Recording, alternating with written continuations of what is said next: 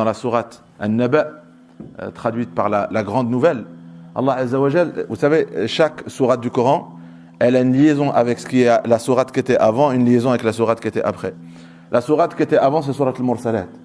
Et sourate al-Mursalat, quand on la lit, le verset qui revient le plus, qui est la signature de la sourate, c'est Wailun yawma idhin lil mukaththibin. Yawma idhin, c'est le jour du jugement. Ce jour-là, malheur et perdition à ceux qui vont mukaththibin, traiter ce livre de mensonge, traiter le prophète de mensonge, traiter ces versets de mensonge. Et bien ce jour, le jour du jugement, ils vont regretter. Après, le dernier verset sur le Mursalat, fabi ayyi hadithin ba'dahu yu'minun.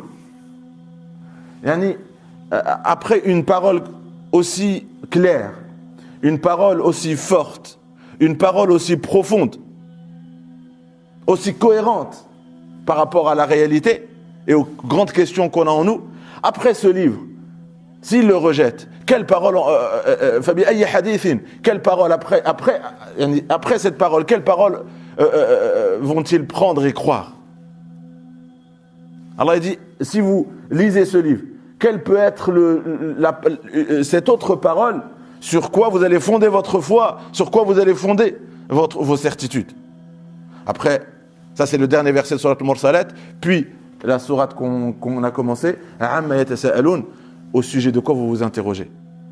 Sur cette information d'une grande importance, dans laquelle vous divergez.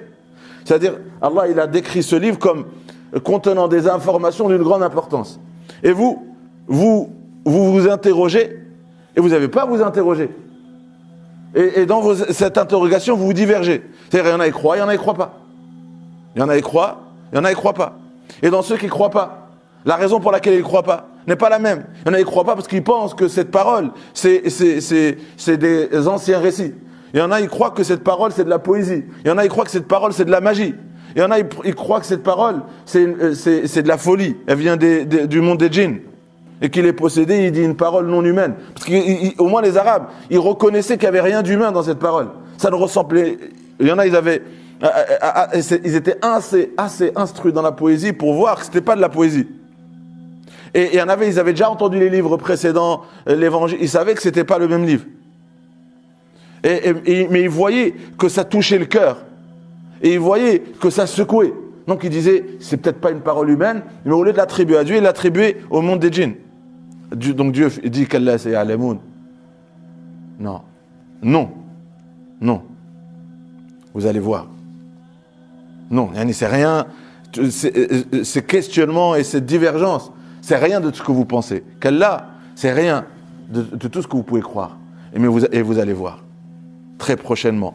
Thumma qu'Allah saya'lamun, puis vous allez voir très prochainement. Donc on a dit, il dit la même chose deux fois. Vous allez voir. Je vais le dire dans un langage familier, on a fini sur ça dimanche dernier. Dans le langage familier, c'est comme quelqu'un, tu lui dis une vérité, il ne veut pas croire, tu dis, tu vas voir. Puis après, tu vas voir. Donc quand Allah il dit, tu vas voir, les exégèses nous disent, c'est une mise en garde.